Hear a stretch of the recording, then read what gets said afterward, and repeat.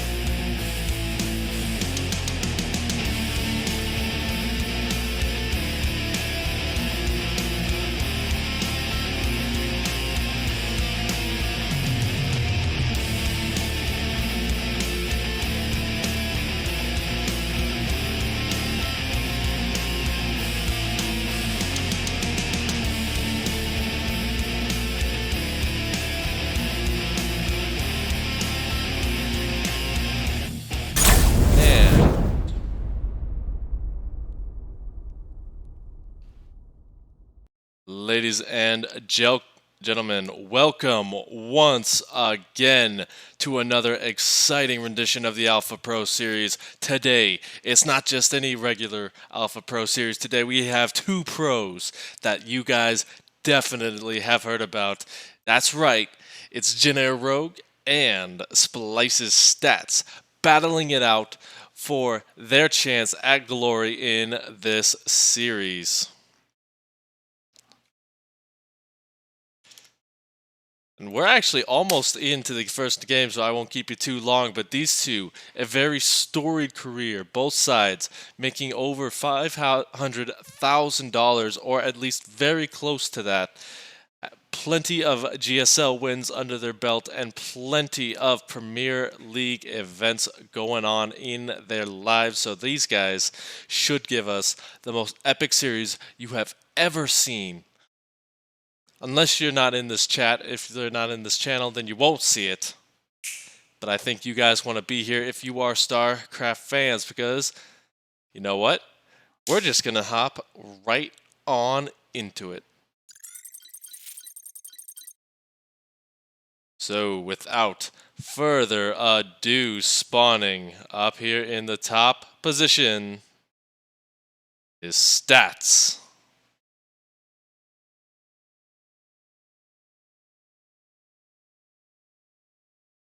And his opponent, literally the terror of the world, it is 2017's Jin Air Rogue. And the reason he's 2017's Jin Air Rogue is because that is his losing my words here. Sorry, guys. But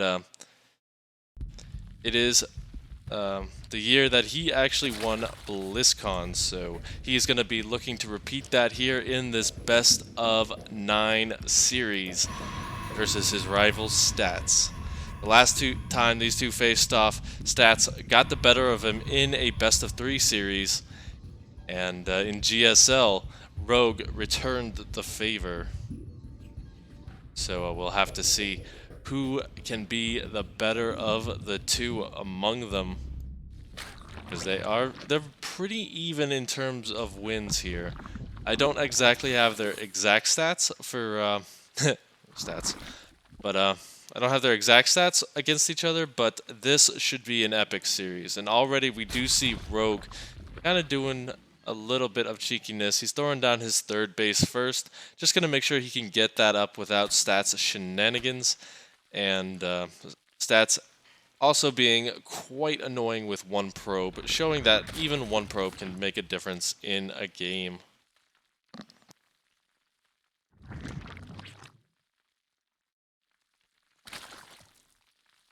Unable to get the block there, but right now we're just going to pretty much see standard builds out of both sides. The thing about Acropolis is it is a larger map. It's a very straightforward map as well, as we do have just this one big arena in the center, making sure that fights can't be set towards the center of the map. And honestly, in terms of sneaking around, there's no real point to it. It really just focuses on those big fights in the middle, like an arena style. Back at home, we do see tech choices have been selected. It is going to be a hidden Twilight Council in the back of the base here for stats, so we'll have to see which direction he goes with that. He's going to be very aggressive with this, it looks like, as he is sending out that Stalker. Actually just going to be hunting for Overlords, it looks like. But behind it, we do see that Robo facility, so the chance for aggression out of stats here is pretty darn high. And let me just do that. There we go.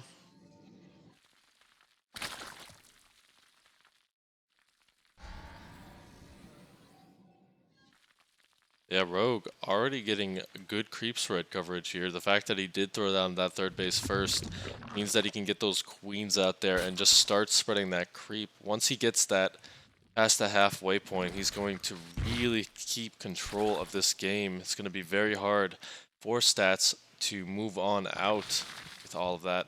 And yeah, stats will just be going for DTs. Behind all of this. This will get scouted out. We have this cheeky little Overlord coming on in. Maybe. He's actually hiding it, which could be very dangerous here for stats, as there is the possibility of throwing down some sort of Nidus Worm play, as we do have the Roaches and the Lair coming on up. So DTs I don't think will be super effective here. Although there is no detection at this time, the Lair will be done. Then obviously you can get a couple of Overseers pretty quickly as a Zerg player. So he might actually just switch that up and just keep it as an Archon drop. That would be kind of the standard meta we've been used to for the last few months. Actually going to throw in a couple of Adepts as well. Kind of just throwing off the scent of these DTs. Still has not been scouted, and there is... Actually, there is an Overseer in the way, so that is perfect for him. He's got the Roaches in perfect position, so stats will have to back on out of there. He'll probably just warp in a couple and send in that Archon drop as he sends in those Adepts to see what they can get done in the main base.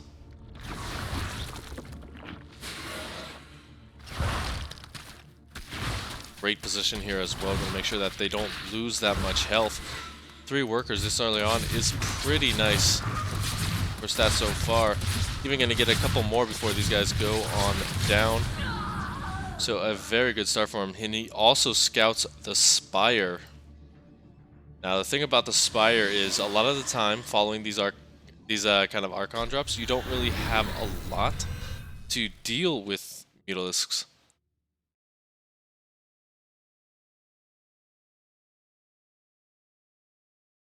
So the big thing for that is, as he now knows that the Spire's on the way, he'll probably throw in a couple of extra Archons with this kind of push.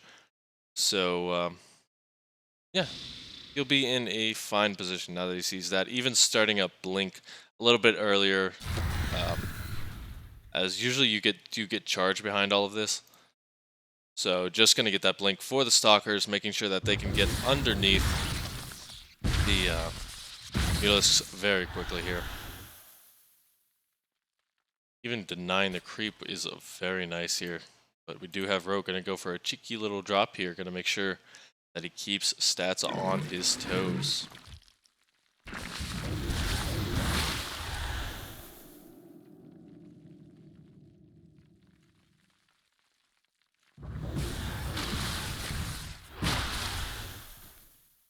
Not really taking too much damage there either with those Archons. Going to make sure that they can really stay out on the map because those are his only map presence at this time. He will be moving out here in a little bit, but this is scouted by that Changeling. Gonna recall that to try and save his base hit. Those Archons will absolutely shred the Zerglings, so it's always good to bring those back in defense.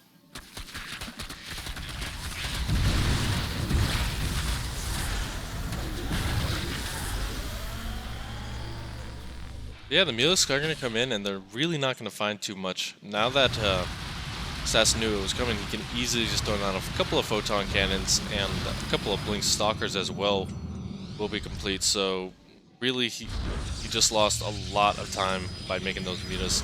That's a huge gas investment you're not going to get back, but he has made a lot of roaches behind all of this. He is going to probably just look to break down the front door as quickly as possible, and that is actually going to allow the Mutalisks to come in here and be a lot more annoying. So here we're going to go. There are 4 Immortals on, but the Mutalisks actually focusing the shields down, so the Hardened Barrier upgrade has essentially been wasted here.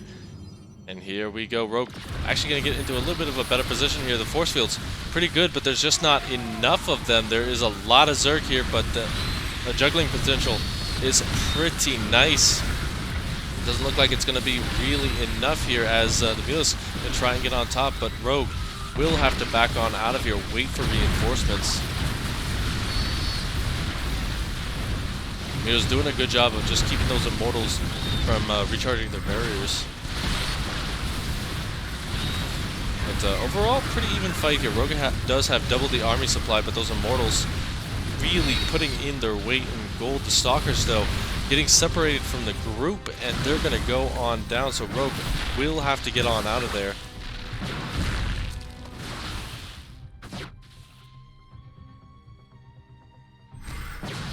And Stats will be chasing this down. We'll have to see how far he is able to go. Honestly, I don't think he should really push too much farther than this. I think he needs to go home and regroup a little bit. Unfortunately for him, he's moving a bit too far out here. The reinforcements for Rogue will be able to get on top of things here. As the Mutalisks is going to be coming in here, going to get a little bit more probe damage when they can. Maybe start to poke down that Warp Prism, lower its effectiveness. But yeah, Stats actually just feeling very confident here to push on out, but he will be backing up now. We do have more Mutalisks on the way as well. Going to be reinforcing. And overall, just a really solid game out of both sides here. Rogue just not able to get that push to do what he wanted. Didn't even really put a dent on that third base, but going to try and rectify that by getting a cancel on that fourth. Storm is now complete though, so you gotta be careful with things like Lings and Banelings and all that kind of stuff, because they will just absolutely get shredded by those Storms. But the Archons doing it for him that doesn't even need the Storm yet. Mutas only getting a couple of workers, a lot of them actually getting taken out here, so a little bit sloppy from Rogue in that regard. Don't really want to be losing these. You need them to kind of just be a threat out on the map, especially since you have so many shield batteries up. You really need to keep that count nice and high.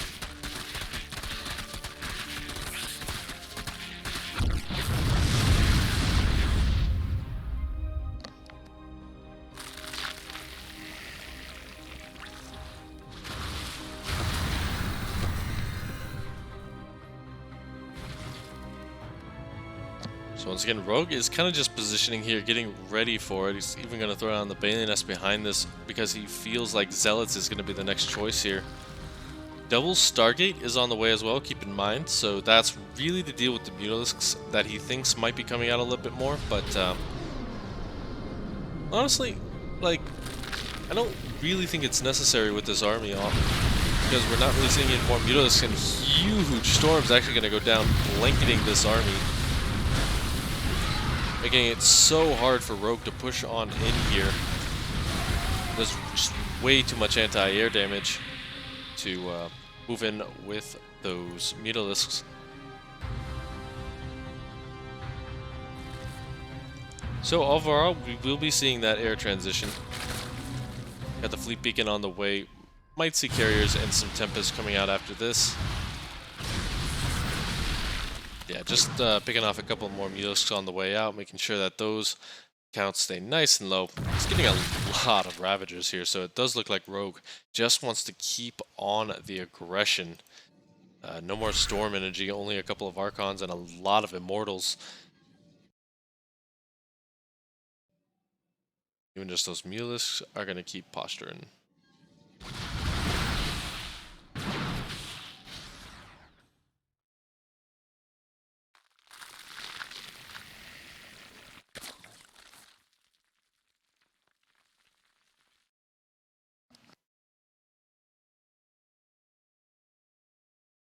Gotta say as well, Rogue's creep spread has not really been on top of things. You know, a lot of time you'll see players be out in the middle of the map at this time, since there hasn't really been any pushback here from stats on that creep. So unfortunately his pushing power is really not that good because of it.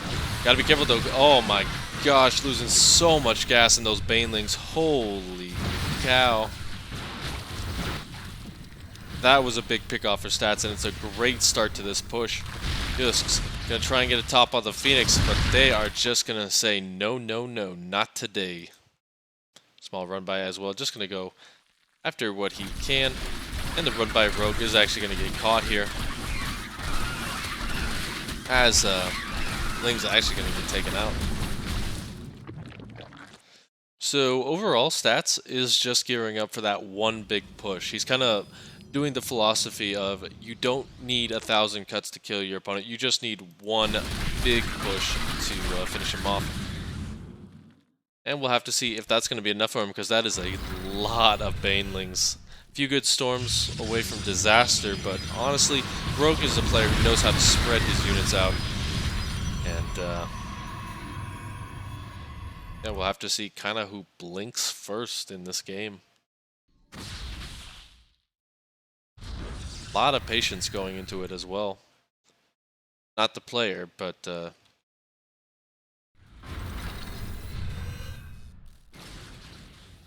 we're gonna see the Mothership Core coming out, but the first push gonna be coming towards this 5th base location. Has to be careful not to go too far.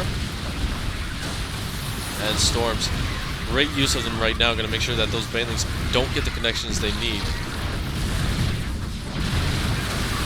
Yeah, huge storm's going to be going down on all of this. The Baneling's really low on health, so it's not really a good thing to be sending them on in, but actually getting some huge connections on everything. Rogue actually going to be able to clean up a lot of this. Storm energy has run out, and Rogue is going to defend quite handily here. So he's got to be careful because he's actually losing his Corruptors to those Phoenix. He's actually going to force a counterattack here out of Rogue. The big thing as well is the Immortal count has been reset, so those big tanky units just not going to be in the fight. There's actually not that much left here for stats. He's trying to desperately warp in some Archons. The Phoenix doing what they can, but their numbers just are not that great anymore. He will be able to push this back, but he is losing a lot of those expensive units. Look at that, even losing to the Ravager Biles here because he's picking up some of those Ravagers, trying to pick off some more. And behind this, we do see a huge swell of Lings going to be coming in as well. Keep in mind there's no detection with this army, so once that Mothership Core pops in a very little time, there's not going to be much left, then Stats has to tap out. So a great first game out of Rogue. He's really looking to take this series in a landslide. Able to defend that one big push that Stats was planning, and right afterwards just able to push him all the way back to his own base. An excellent display of Zergitude coming in. And you know what's another excellent display?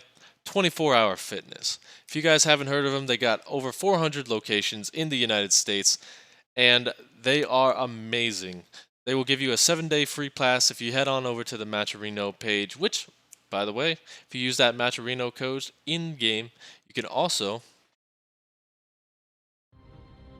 get that 7-day pass, and you can also get your own plan on your schedule, on your time. They will help you get the body you need.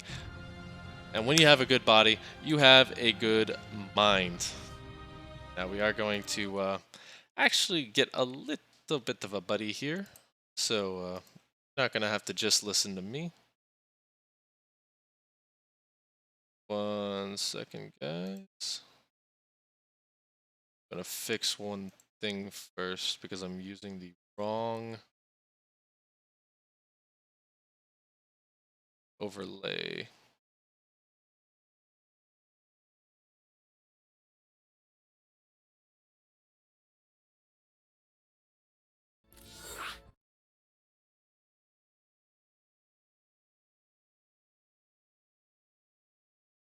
And how are you doing, Mr. Salavanth?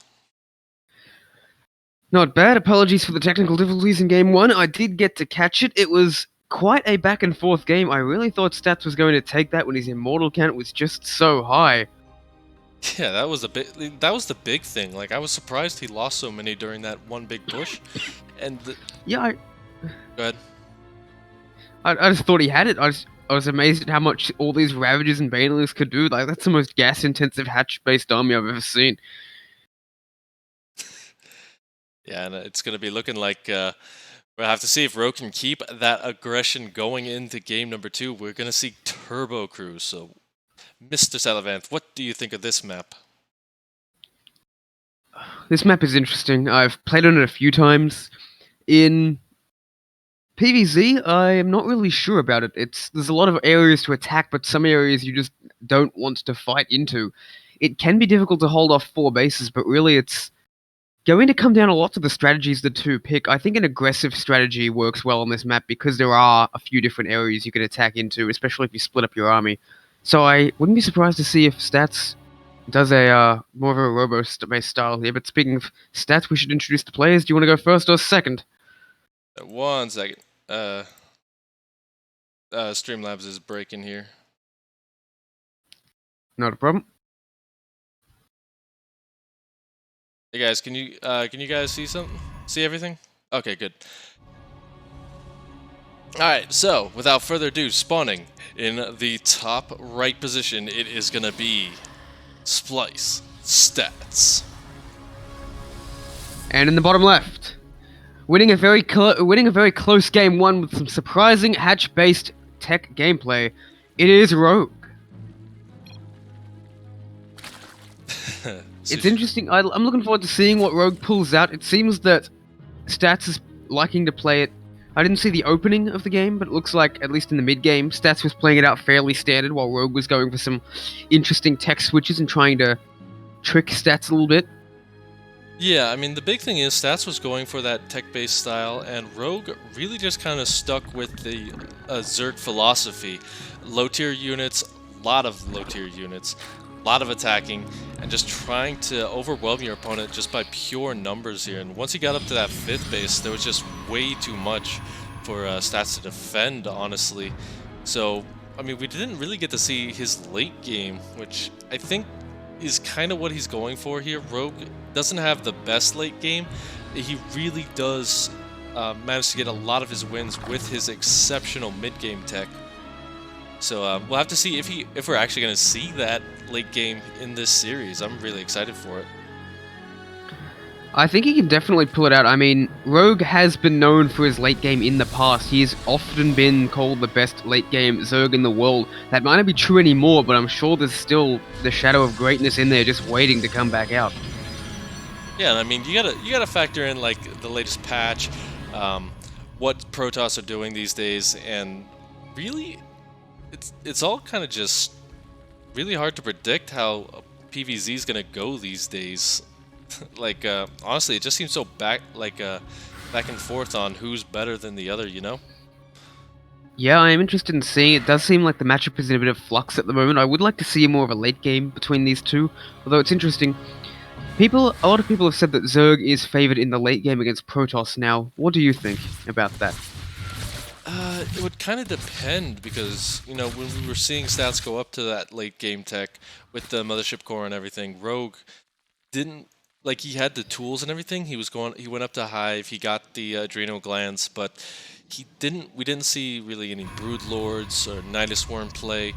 So I think if you do go up to those kind of techs, then yes, you're going to be heavily favored, but like if the Protoss can get to those late game units and you're stuck on Ling Ravager, then you're going to be in for a pretty bad time. Yeah, that's true, but I am talking about the late game tech where both sides basically have access to that kind of thing. The Zerg has access to plenty of Hive tech. That's interesting. That's what I thought that Rogue was going to do. I thought as soon as he held that push, I was like, he's going for Broodlords now. But he decided, he just saw that killer, he had that killer instinct. He saw he could kill his opponent with just Ravager Baneling and just went for it. That's exactly what he did. Yeah, one thing, like Stats, actually getting the first kind of blood here, doing a fantastic job of it, making sure that he's killing off these Overlords. Not enough to supply block Rogue, just because Rogue's already got the other ones, but just denying that vision. And you can already see Rogue is going to be making up for it by just sending these Lings all over the place to replace that. Yeah, excellent job from Rogue and Stats, both in terms of vision and counter vision, both of them just trying to deny that scouting.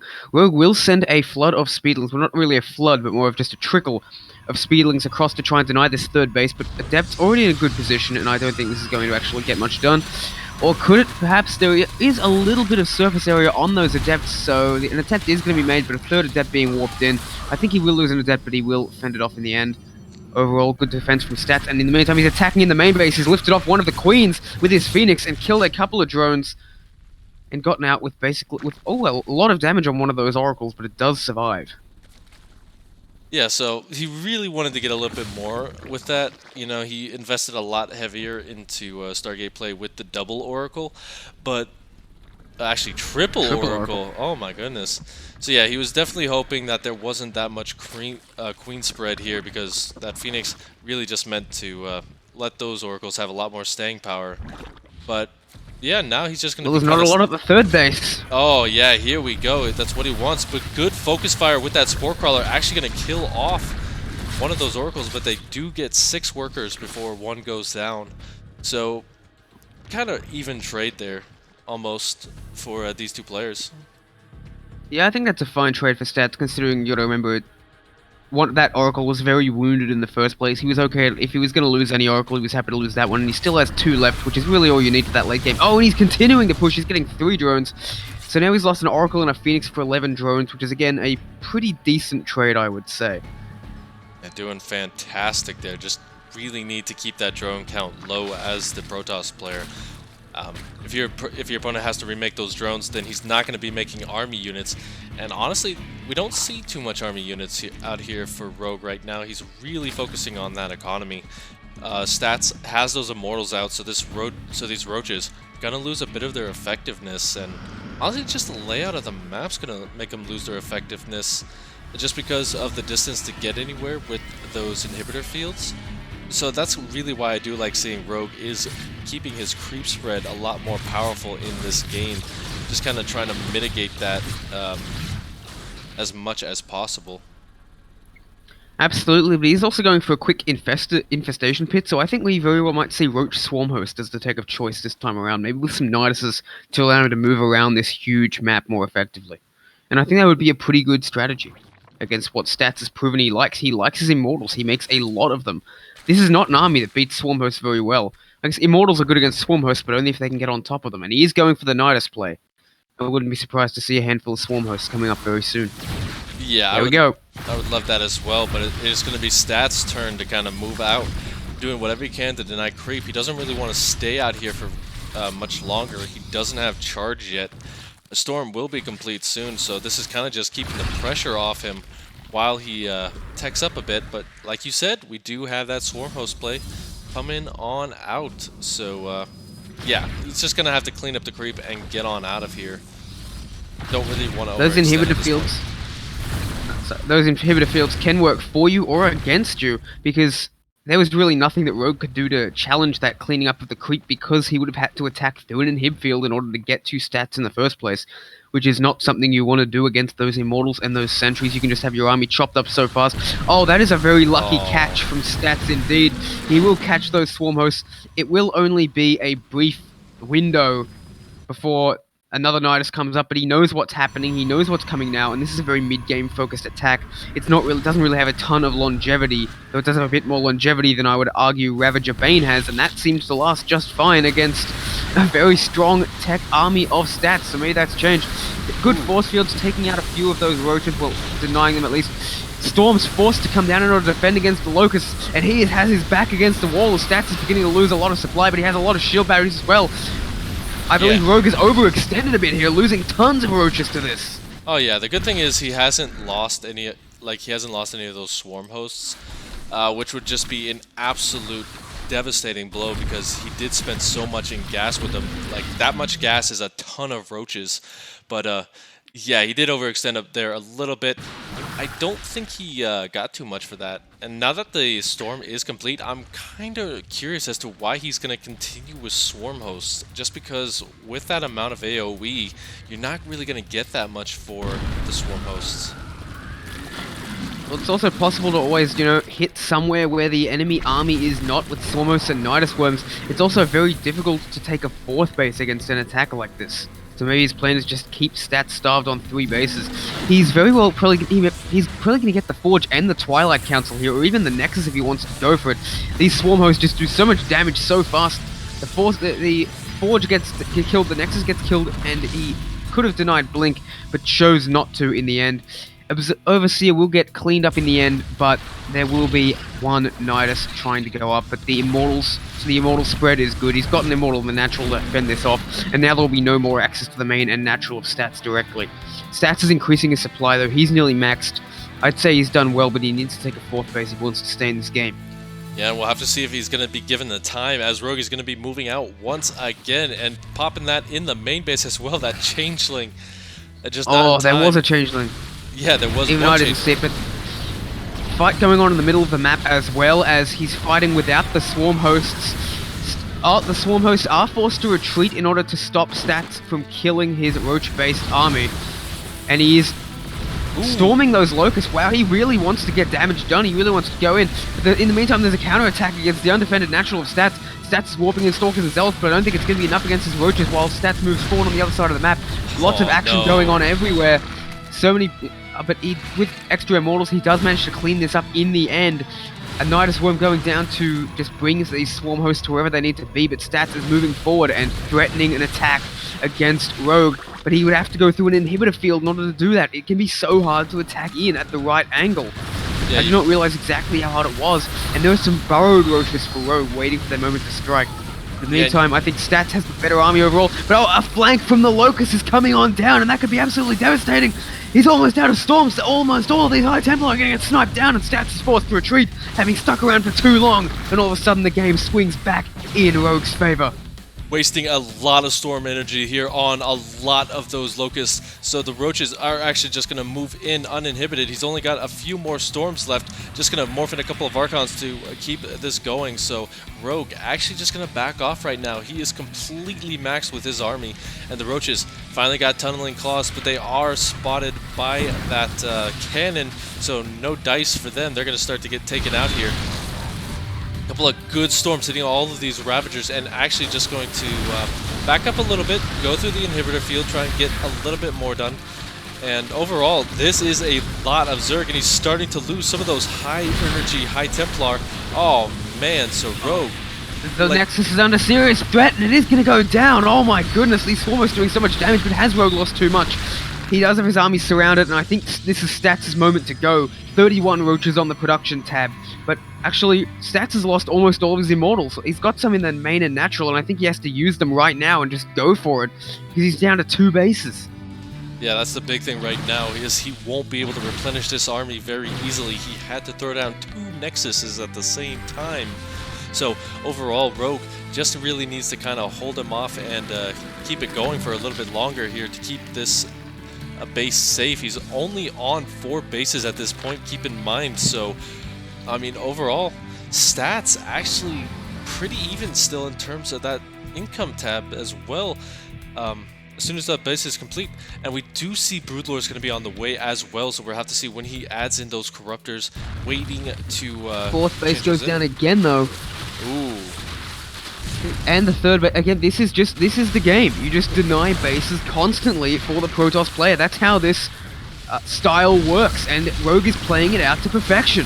Oh. He's losing a lot of Roaches, but he's got 4 bases at this point. He barely even cares about these Roaches if they go down, as long as they are sufficiently distracting. Some burrowing, some perhaps unwise burrowing going down, as these Roaches could just attack and destroy this Immortal, but the Immortal will get a ton of pot shots on the way past.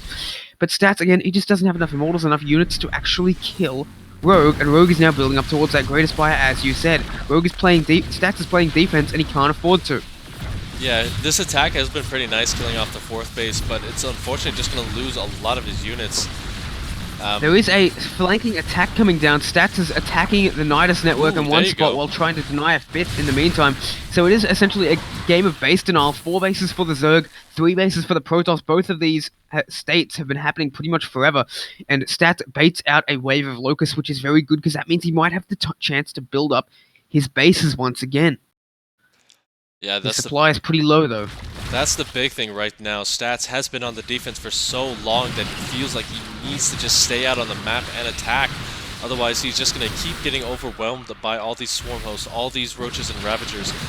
We still I don't- like these Blink Stalkers. They're fighting through the inhibitor zone, forcing these Roaches to have a very hard time fighting. And he's actually just blinking into the inhib zone now. Without the Swarm Hosts, these Stalkers are pretty much enough to fight just on their own, even though it is +3 weapons for the Zerg, and he forces another half wave of Swarm Hosts. He's doing extremely well now at actually attacking the Zerg, which is a good way of beating Swarm Hosts. You force them to not put pressure on you. And now he's got a lot of High Templar building up. I don't know where this game is going to end up, but Stats has 4 bases. If he can hold on to them, he's got a good shot in this game. Yeah, it's actually very rare to see the Protoss that has more bases than a Zerg, so overall, like he's recovering nicely is the way I'd say it pretty much. Like he's like these little counterattacks really helping him stay in it, but unfortunately there is just so much here. Stats is actually still down 50 army supplies, so he's definitely not out of any woods right now, and in fact it might actually just be a wave of trees starting to come out of him. It all depends on his Blink Micro right now. He does have a lot of high And tier here come the Archons. Swarm Hosts. Yeah, and I think that actually might just be the killing blow here. The Storm's gonna have to be wasted on the left side instead of the Ravagers, but that's actually a lot of I don't think he can save this 4th base though, and that's the important thing. That is the target for Rogue. He just needs to keep denying this over and over, and he does. Yeah, but He I just don't even needs to think he starve cares. Stats out. Yeah, he doesn't really care at this point. There's just so much here for Rogue. You're right. Storm. I think this is gonna be it. The High Templar go down. There's nothing but Blink Stalkers and Blink Stalkers. I don't know if they kill Locusts very well. You know, actually, there's not that Especially when much. you're at 60 supply down. There's actually not that much here on the supply tab for Rogue. You know, he's making about 12 Roaches. I would like to kind of see him add in some of those Broodlords and such, because there really isn't that much here that's good against that, you know? Like, there's He the just Blink... doesn't have the money for it though. Yeah.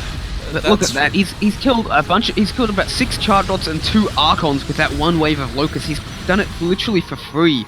He just needs to keep on doing this because, again, if Stats can't take a 4th base, he's going to die. He has literally about 1.5 bases of income right now because his minerals are drying up at every location at once. Yeah, this is probably just going to be death by 1,000 cuts here. Oh my god, currently 80 worker supply, or 80 supply down here. Stats with a bit of a move nasty. command for a moment there. And yeah, exactly. The Roach Swarm Host just keeps on going.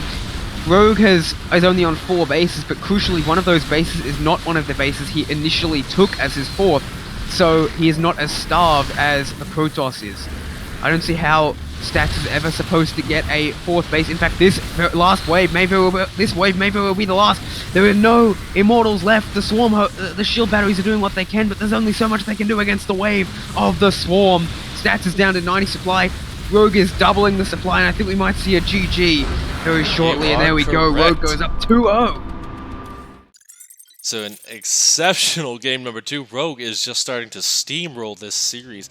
Stats really going to have to get a win here to kind of rebuild himself, you know? Because sometimes when you're in these longer series, you kind of just get into that mindset where I just need one game to turn things around. And unfortunately, it doesn't look like Rogue is actually just going to give that to him right now. No, Stats is going to have to take it from Rogue's cold, dead claws. Oh no. I really liked how Rogue's... He knew exactly what he was trying to achieve with that composition.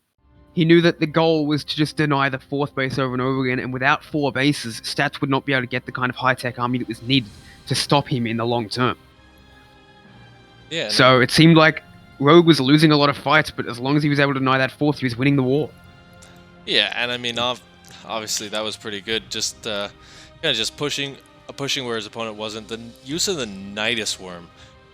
Just recently, we've been seeing a lot of Nidus Worm come out of a lot of players, just using it very effectively, and I just loving how players are starting to see that it's very difficult to defend against. So they're just saying, you know what?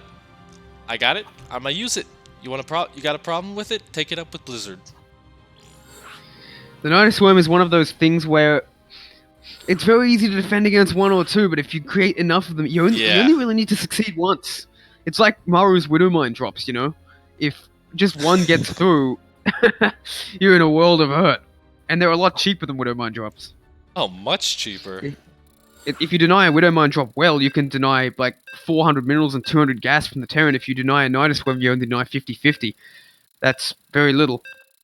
Yeah, very little. And the thing is, you can just keep popping them down. Like, one side, other side. It's like a big seesaw. You just go to each side of the map. Exactly. It practically guarantees that eventually they're going to get caught out by something. Yeah, and you know what else we're going to get caught out by? This game, number 3. So without further ado, spawning in the top position, it is our blue Protoss, Splices Stats. And in the bottom right, in an absolutely dominating position so far, looking for a 3rd win, the sword who is breaching the shield of Aya, we have Rogue. It has been just really great to see these as you said, Rogue's mid-game. It's what I've thought of him as a late-game player, but I'm clearly behind the curve. Rogue is definitely very good at his prolonged mid-games. He kind of reminds me of the Dongray Gu of old in Heart of the Swarm. How he would just stay on that flare tech pretty much forever and just overwhelm his Protoss opponents with it. Yeah, and that's the thing. He's just out macroing like at every turn for that kind of deal.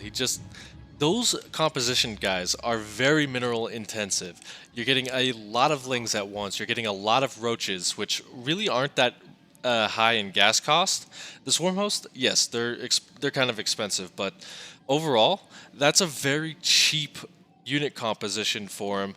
But just with the amounts he's putting out, just oh my gosh, I think everybody needs to take a note on how that game goes. Oh yeah, Swarm Hosts aren't even all that expensive. They're actually cheaper than a Ravager. Let that sink in for a moment. Wait, really? Swarm Hosts cost, I don't think they cost like 100/75 or something like that. Jeez, I haven't played Zerg in a long time, but let me look that one up. Swarm Host, Legacy of the Void. But yeah, I'm pretty sure they're shockingly cheap. Yeah, they are 100 minerals and 75 gas. They are 3 supply, but even then, they're not an expensive unit to make. So if you make 1 Roach, which is 25 gas, and 1 Swarm Host, which is 75 gas, you have 1 Mutalisk, which is 100 gas. So exactly. What's the what's the better cost per unit? You know. Exactly. And it's worth noting the Roach is 75-25. The Ravager is the same reversed. So a Ravager costs 100 minerals and 100 gas compared to 175. So yeah, Swarmhost is cheaper than a Ravager. Jesus. Rogue is definitely showing us today what can be difficult to understand at first, especially for us pleb players. The mid game is not dependent on the time of the game clock. The mid game is dependent on your economy, your technology, and your army. It is dependent on the resources you have available to you. And Rogue just says, alright, if I make sure that my opponent never makes it to the late game, that means we're still in the mid game. Exactly. Yeah, we got this Adept gonna be coming in here. He's not gonna really see too much before getting on out of there. Never want to stay too long on creep. It's just used as a great scouting tool here. I love how the Queen and such is starting to body block for the Adept. Just these tiny little things really making a big difference. We're seeing just a level of proficiency in this game that never would have been imagined possible about 7 years ago. Oh my gosh, can you imagine anybody doing this in the Wings of Liberty beta? Just absolutely not. Like, I remember saying, like, 6 or 7 years ago, I remember saying to a friend of mine, StarCraft 2 is going to be like Brood War someday. And you've got all these crazy things that happen, and it's just considered normal. And you've got all these little niche strategies that happen, and now we're at that point. It just took a very long time of refinement to get there. It's amazing how much the game continues to evolve in terms of the skill of these players. I remember back a couple of years ago when I think it was Zest attacked Rogue I think it was Rogue actually, in about 3 places at once. Or it might have been Rogue attacking Zest in 3 places at once. In the mid-game. Yes, I think it was Rogue attacking Zest in the mid-game with like Hydroling Bane in 2 places at once plus a drop. And Zest just died instantly. And we were like, how do we ever defend against that? And then a year later, it was just, oh, he's attacking in 3 places at once. I guess it's a standard mid-game ZVP. Well, that's kind of the it just thing happens about all the time. That's kind of the thing about Rogue as well. He's the one who drives the meta, because you remember back in 2016 when Byun was tearing things up with that 3-Rax Reaper.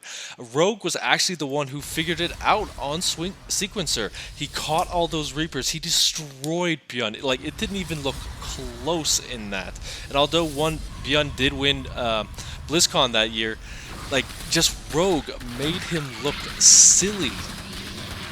Hold on, are you saying that was 2016 that 3-Rax Reaper was a thing? That was 2016. I am 100% sure, because that is when Byun was around. 3 years ago. Oh god. Where does the time go? I know. It's like, it goes on ladder. Like a year and a half ago. All right, Nidus Network coming up for Rogue. He's gonna go for a big Ling attack. It looks like he's not all in, but he definitely does need to get some damage done with this if he wants to stay ahead. He has less workers than stats. Not something you want at this stage of the game as the Zerg player. So we are gonna see if he can get some damage done. Let's check his vision. Does he have any vision of the main and natural? It doesn't look like he does. So this could be difficult. Yeah, I wonder where he's going to try and put this Nidus. Oh, he's got an Overseer. Yeah. And yeah, he's just going to use this to kind of reinforce. This is pretty much all in from him, it looks like, because he has stopped completely at 45 workers.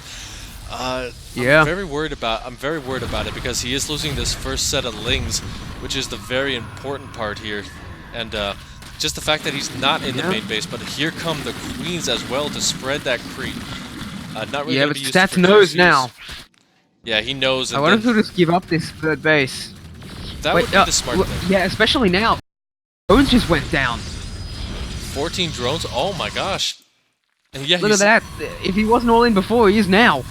But he is sending in another Nidus at the main base. Oh, can the Oracles get it in time? Will the Transfuse be able to save it? No! No, a donation of Queens here. Actually, not going to be not quite a donation. It will be a bit difficult. It will be a bit difficult to actually fight them off, but without and there will be a reinforcing Nidus Worm now. So can Stats get his units up there in time? It looks like he can, but will he have enough to save the third base at the same time? The third base is in serious trouble, but I think it's okay for him to even lose it at this point. Yeah, you just get rid of that. Stay on this kind of tech. He couldn't get rid of the Nidus in time. Oh, this is it. Rogue is do or die here. Yeah, 16. He's attacking his own gateway by mistake. Oh my god, 16 probes going down here. The Queens just absolutely putting out a lot of DPS on this army. The Guardian Shields keeping a lot of life Rogue actually using his own gateways against him. as Stats cannot get in to get some real damage done. Oh, actually, no, now that the gateway is down, these I spoke too soon. That works is actually helping Stats. But now it looks like the Queens and the Lings are just swarming everything. I think he's done it. I think he might have. Stats is still backing away. He's still fighting with everything he's got, but there is enough Nidus networks. Can the transfuse run out of energy? The transfuse has been nerfed, but is it enough? These Queens are all so low on energy though, they're really starting to run out. Yeah, you still have a couple Charge of is about to finish, but there are no Zealots. Yeah, there's just nothing left here, unfortunately. The Stalkers doing what they can, but it's just they're getting overwhelmed by the Lings. This is not and the Immortals are all surrounded. I think this could be it. Oh, yeah, that is going to be it. Once that Immortal goes down, there's just nothing much you can do here. No shield batteries. Now that one's down, he can help out a little bit, but it's just there are a couple of shield batteries, but at this point, Stats is taking so much damage. More and more Lings are swarming in. I just don't know if Stats can hold against all this. No, he cannot. Nope. GG is called. 3 games in, 3 wins for Rogue. I feel like Stats was quite indecisive in that game, actually. I feel like he really could have taken that, especially with that 14 drone kill. If he'd spread his units a little better, a little faster. Well, the big thing was as well that he was still heavily teching up. You know, he had the Templar Archives on the way. He was getting like kind of the same thing he's been doing in the past couple of games. It's just this time Rogue figured it out. He knew that Stats is trying to play a very tech-heavy game, so he's just able to take care of that in a very heavy manner there. You're right. I don't think that one of 2 things. First of all, I wonder if Stats knew exactly how all in Rogue was, but the second one is Stats is going for basically the same build every game. And it's worth noting that he and Rogue are both still in the GSL. Oh yeah, that's... Could Stats perhaps be playing not to win this match, but to deny his opponent knowledge of the strategies that he might actually use in the round of 16? Maybe he's planning on picking Rogue. Maybe Rogue's planning on picking him. Well, that's kind of the thing as well, you know? When you have those big tournaments, you're not going to show your builds in some little rinky-dinky Alpha Pro Series number 95, sponsored, by the way, by our lovely sponsor, GameStop. GameStop has always brought power to the players, and now they're going to bring it to the esports professionals. You go ahead, check out their website, you add like 30 cents to the prize pool, and you also get to check out their new esports initiative where you can check out coaching from some of the world's top players. So check out GameStop, guys. They are sponsoring this event and they are awesome. Power to the gamer. Support StarCraft and get better at StarCraft at the same time. So that's a win-win. Yeah, it's a win-win. Alright, and you know what else is a win-win? We have game number 4 down here on a bit of a smaller map, spawning in the bottom position. It's Stats. And in the top right, his aggression is clearly cleaving a hole through the shield of Aya. Can he do it again? Up 3-0, 2 games away from victory. It is Rogue. I love the music. Now, just kicks in at the right time for that. Stats is going for a very fast scout across the map. If this was anyone else, I might suspect a cannon rush, but would even Stats truly do this? No, he's going to go for a gateway. I wonder if he's going to fake a rush against Rogue, or if he just wants to see. Rogue is going for like a 15 hatch on this map, knowing the potential for the probe, but a 15 hatch could also mean a very fast flood of speedlings. Yeah. Although that's usually with a 15 hatch 14 pool, and Rogue is not going for that, so I think he just got that very fast hatch down to deny this early probe from denying his own hatch, the counter denial. The little strats and counter strats, even in the first minute of StarCraft 2, that have evolved over the years. Even blocking the probe here. The probe's still going to be a bit annoying here, just trying to deny 5 minerals at a time. That's all it's going to take here, because that is... that's like 5% of a Zergling. So, I mean, overall, Rogue is in a like standard position here, but I mean, these guys really just not wanting to show what they're going to be doing in GSL. They're really just playing it bog standard, not doing anything crazy just yet. Well, I think Rogue's doing some pretty, quite a wide variety of tactics in this series. So I'm wondering if what he might have planned for GSL, if this is the result, or if he's just not planning on playing against Stats for a while. Because yeah, the last time these Stats guys played the met same was thing every game. Rogue hasn't. Yeah, because I mean the last The last time these guys met was in Alima League, and Stats did win it 2-1. So these guys are evenly matched, even though Rogue does look like he's taking it pretty handily here. So you got to remember, guys, that Stats, he's just not showing his hand. So he's got something tricky coming up. It does look like it might be DTs once again for that Archon drop. Yeah, he is mixing it up.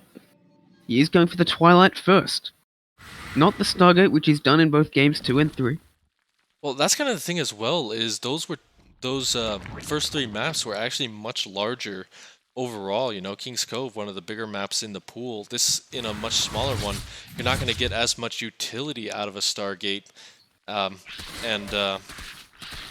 just... They didn't play on Thunderbird, though, did they?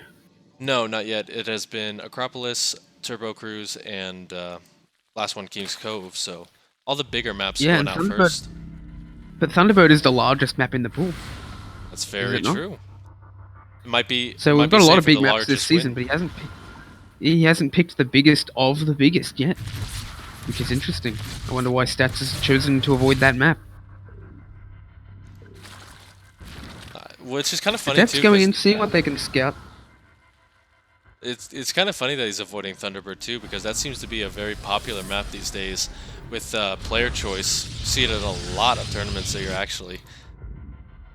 Yeah, and you're right, it is going to be a Dark Shrine. Yep, so the DTs are going to come in. It will be. Yeah, DTs are going to come in here. We do have the Roach Warren out. I don't think he's gone up to Lair just yet. No, he has not, so he's going to have to rely on Spore Callers to defend against this. I think he'll go up to Lair. He should know what's going on at this point. Yeah, he's getting the Lair now. He saw the extra 2 gates coming up. He saw the Twilight Council. He should know what's happening. Though he hasn't actually seen the Dark Shrine, so we might suspect this is a regular Archon drop. Yeah, and I mean the big thing about this is he does have that Roach Warren on the way as well. What I have liked about Stats is he has been adding in a couple of Adepts here just to get some extra damage. So the last time he did this was in game number 1. And he got about 6 drones with 2 Adepts while Archon dropping. So overall we'll have to see. Actually, that lair is not complete just yet. There's no detection at Yeah, this there is no surface. detection. Oh god. The Adepts are gonna... the Adepts draw attention, the Queen goes down immediately. He could just go straight for this hatchery, I feel like, and there's nothing that Rogue can do about it. Well, you want to win a game quickly, this is the way to do it. There is absolutely nothing that Rogue can do to stop him. Oh my god, And that this is painful. Oh yeah, that is nearly a crippling blow right there. Rogue brought back down to 2 bases straight away. And then there's basically no threat of Rogue overwhelming Stats, so Stats can take a 3rd base whenever he's good and ready to do so. There is a Dropper Lord that is going to be coming in to try and get a little bit of damage done. But I just don't see it getting as much damage done as Stats has already done. There's no way that a Dropper Lord can take out a Nexus after all. Well, yeah, I mean, the big thing is Rogue is going to have to stay out here on the map, maybe be a bit more aggressive. Oh, he just lost that Denies the Overlord. Overseer even. Yeah. And not just an Overlord, but an Overseer. But we are going to see the drop now, but Stats is already prepared for it. He's got the Stalkers. He's not going to be caught out by this at all. And here comes the Archon drop. Queens and Roaches will be stalking their prey. But might get a couple of drones. Oh, 3 drones total, not bad at all as Stats retreats. I gotta say, that splash damage is absolutely ridiculous on those Archons when you're talking about drones. You have to be very careful when you're running away with that, because just one wrong stack up and you just lost an entire mineral line in 2 shots. That's for sure. And in the meantime, he's doing a good job denying the creep. Rogue's creep is better than it was in game number 2 as well, but definitely Stats is putting a high priority on it this time, probably especially after that Swarm Host game where the creep really helps to overwhelm him. Rogue just now gets his 3rd base back up as Stats takes his. I like how he's waited a while to take it. He didn't need to take it fast. He didn't need to get greedy. He just took it when he could.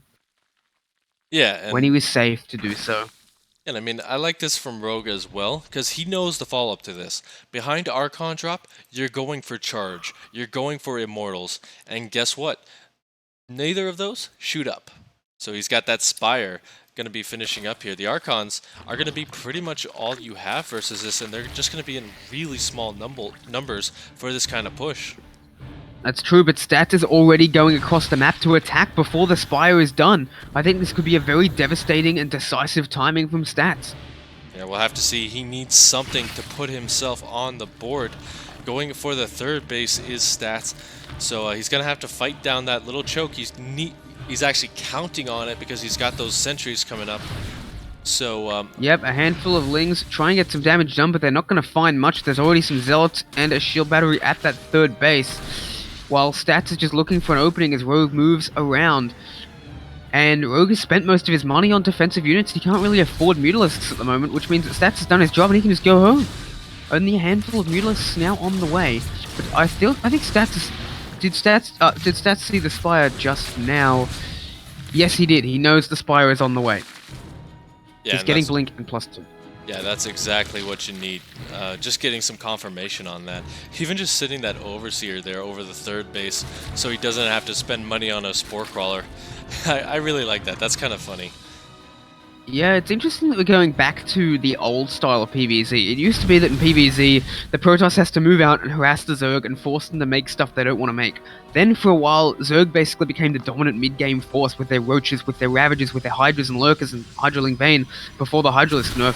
And Protoss basically had to sit back and wait for their Immortal count to rise. And now it's changed again. Now, all of a sudden, Protoss' job is to harass the Zerg, keep them off balance, not let Zerg do their game, and we're seeing that kind of play happen from Stats now. He forced a lot of damage without ever attacking. Yeah, exactly. Just a bunch of feints as well. I'm loving how Stats has not overcommitted. Like you were saying, he's just kind of forcing units out. And one of the big things as well is that Rogue's count still not up at that optimal number for the Zerg. He's just adding in about 7 to 8 more right now, going up to that These 80. Mutalisks have gotten trapped. They're in serious trouble. A yeah. bunch of them have gone down. There's only a few left. They're not really a big threat.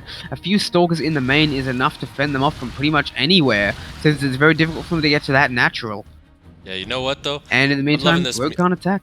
I'm loving this follow-up because we do have Lurkers going to be on the way here. That's not going to be in time for this push, however. But the thing is, the Lurkers will just absolutely tear through a lot of this. The Immortals are pretty much the only good thing you have against it, since Storm is not yet complete. Oh no, Yeah, oh my Stalkers god. are terrible against Lurkers. That could have been so bad for Stats. He actually had the War Prism right over the Zerg army. But, Whew. The Rogue's Lucky Hydras breaks. now join in just outside the nick of time. What's like the opposite of the nick of time? They're just a little bit too late. Stats is going to send some Zealots into the fourth base while he moves the rest of his army to the third. A pretty good maneuver. A bunch of Lurkers are on the way, but they will not be ready for this next attack.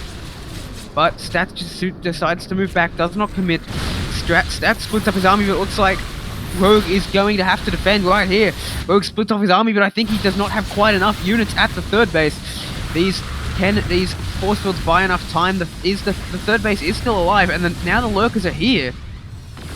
yeah, So Rogue sends him back.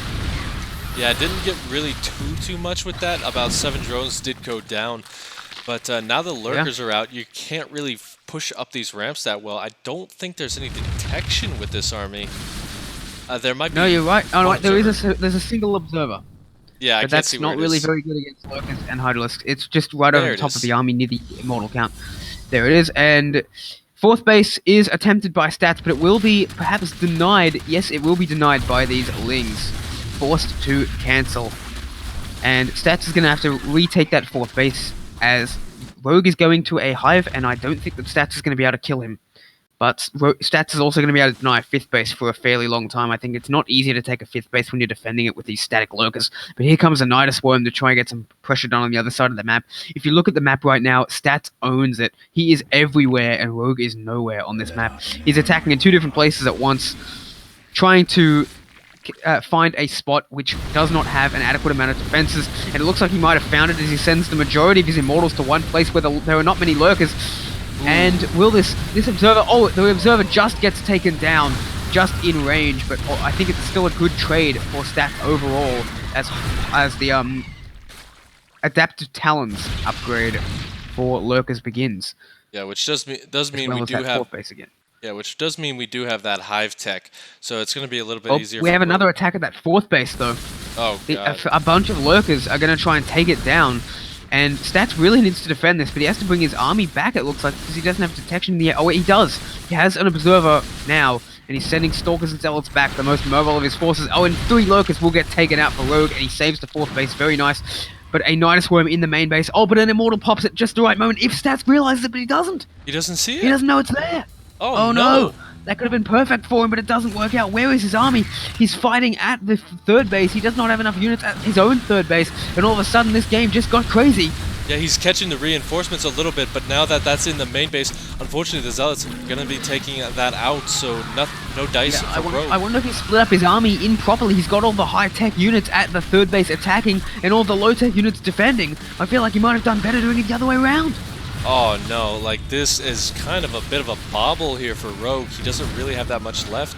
Said a lot of those. Yeah, Rogue hasn't actually been able to push through, although now here comes the extra lurkers out of the Nidus Worm, but now the recall comes down. Ooh, this is going to be close. There's a lot of lurkers in powerful positions, but there's so many Immortals and Storms here. They are going to start chewing through these lurkers, and it looks like I think Stats might just hold, but it's going to be so close. The Immortals are actually now starting to fall. There's not that much Is left there here. just too many lurkers? Oh no, the Hydras, just focus down that observer and you got this position for a lot longer time here. That's the only observer out on the map. Oh. There is one more observer at the north next to the 4th base. Yeah, but that's a non-factor right now. That's the big thing. He's got so many lurkers, you can't really engage into it that easily. That's why he's getting so many Blink Stalkers, getting so many Hydralisks and Lynx to... I'm sorry, I started talking about 2 different armies here. But yeah, the Stats got to be moving around, trying to prevent those reinforcements from coming in on the Nidus Worm while attacking the 3rd base. Actually, doing some pretty good jobs. It's his Zealots denying those reinforcements, but he's losing 9 he's getting workers. few of these He's getting few of these lurkers, though. Uh-oh. Oh, we have a... Enki. Buddy. Well, that's unfortunate, but all good splits from Stats. He's surrounding these lurkers from all sides, but the Nidus Worm comes in. Will there be more reinforcements at the right time? No, there will not. And Stats holds, but he's only got 40 workers left. And Rogue now has 5 bases intact compared to Stats' 3. Stats needs to get something done on the other side of the map. He's in serious trouble. Yeah, and he keeps warping in these Zealots. That's a very big commitment with very few workers because those are 100 minerals apiece. So, I mean, just overall crazy. If we take a look at the units lost here, over 17,000 to 13,000, and that's how you know this game is amazing. Yeah, well, Rogue has been very efficient with his Stats has been very efficient with his units, but Rogue has just overall been producing more. And it looks like this 3rd base is now undefended and is going to start taking some economic damage before the Hydras and Lynx can get over here. But Stats has more units in position to attack, and he's got a pretty nice army outside his 3rd base. But again, he needs to take that 4th base and hold it. This has pretty much been Rogue's strategy almost the entire series. Deny this 4th base over and over again, and Stats has no answer. Yeah, Rogue actually having a little bit of trouble in the income as well. He's been pretty broke this game. He is mining a lot though, so that is his big thing. Oh no, these Lings are stuck behind the lurker. That's unfortunate for them. It always sucks to get stuck behind the big guy. 4th base under attack once again, and I think that he might just be fast enough that this will get taken out again. Oh my, every single cancel is so bad for Stats. He desperately needs this 4th base to stay alive in the game. You know what the funny thing is? And now the Zealots will get caught out. You know what What's the funny that? thing is? Like, those aren't even adrenal glands. Those aren't cracklings yet. So, That is true. does he even have any upgrades on those? No, those are completely unupgraded Zerglings. They only have Carapace. And +1 Carapace, I might add. So, Rogue going for a That very... is true. Like, he's not really getting any upgrades with any of this. So, overall, his army is just kind of a bit weaker than he would probably like at this stage. Yeah, but Stats he's trying to get some damage done, but he's constantly having to move back, defend his 4th base, prevent these run-bys. Rogue is doing such a good job at this push and pull, the tug of war of map control. In the meantime, he has a lot more vision now. He's got those overlords with speed back on the map. He's using his Nidus Worms to continue to project pressure across the map, but he doesn't even go for this. He doesn't even unload it. He's just keeping Stats busy, keeping him from defending while he gets more lurkers, while he gets his +3 missile attacks. It looks like he's committing to these lurkers for the long haul with the adaptive talents, the +3, and all these more lurkers, just trying to keep Stats on this army that the lurkers can beat. Again, proving that he wants to play this extended mid-game style. Although it's more of a late mid-game type of style. It's about as late game as you can get without being truly late game when you get into that Hive Tech and those Broodlords. So I'd say when Broodlords hit, that's when the late game truly begins. This is about as high tier as Rogue has gone in this series with these lurkers. Has to be careful not to lose one.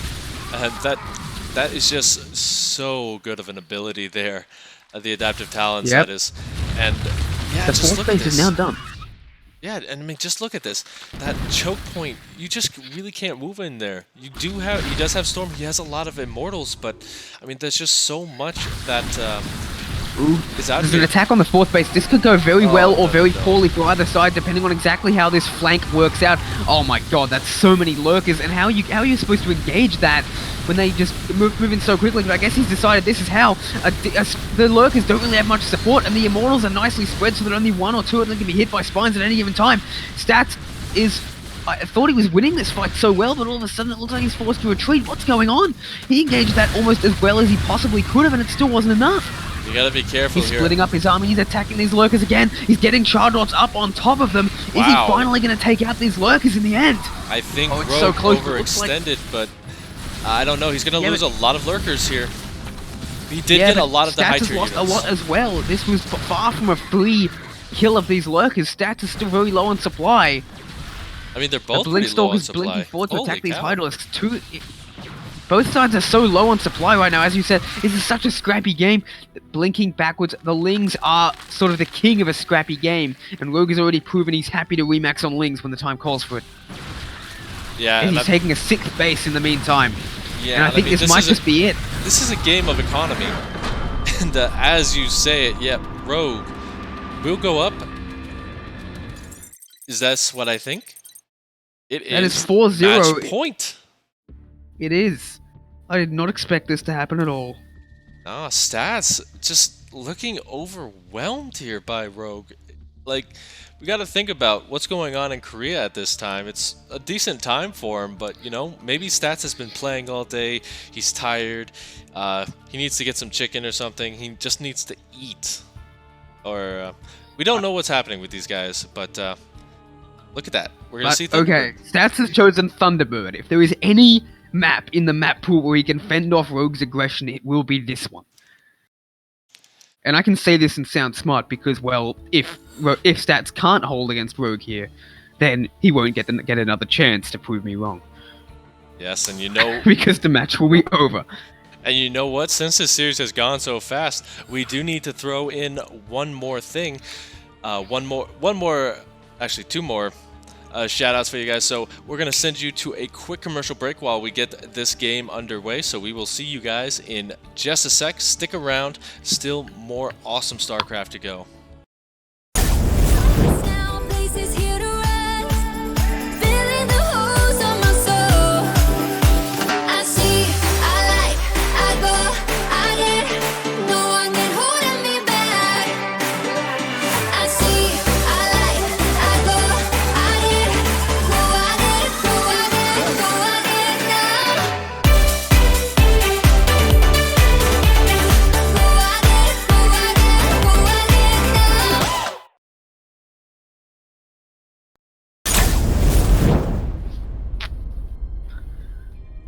And so welcome back, guys. We're just going to take a second here because Stats needs some time to recollect himself. You know how this goes. Long series. You need a break every now and again.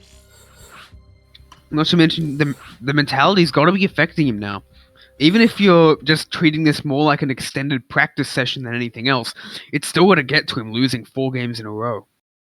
Yeah, especially like, and the big thing is, it's not like this isn't Stats, guys. Like, Stats is amazing player, like one of the best Protosses ever, and Rogue, one of the best Zergs ever. So, oh my gosh, it's just really hard to say that Stats isn't on form today, but I think Stats isn't on form today. I'm gonna be honest. I'm a big Stats fan. Stats is my favorite player. I love Stats, but he has not looked as good in the last 6 months as he has previously. Yeah, and that's kind of the thing. You get those periods. I mean, heck, Innovation just lost to Keen in the last this GSL. So just crazy things are happening all over the place.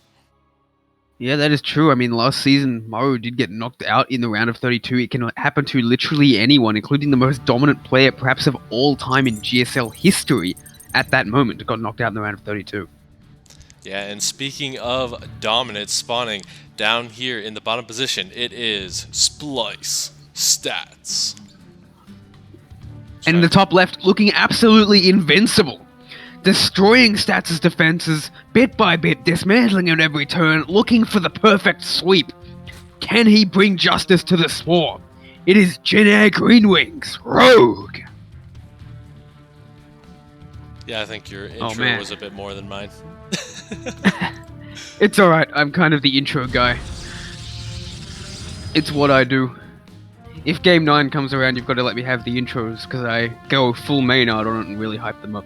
Okay, I will let you have game number 9, and we are about to see a full 5-game sweep here from Stats. I'm calling it right now.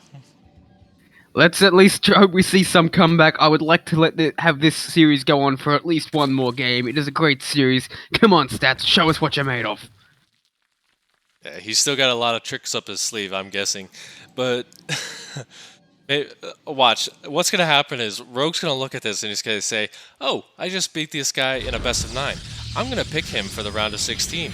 And then Stats is going to pull out some crazy 2-base, 12-gate, 7 Immortal Rush, and then just absolutely destroy him. And Rogue's going to be like, wait, what? It's very possible. I definitely do believe that Stats is not showing his full power today because of the GSL coming up. I don't know if Rogue is either, but it looks like Rogue is at least taking this series more seriously, because he's not varying it up a lot. He's going for a couple of different standard builds every time, whereas Rogue, thrown in a bunch of different styles.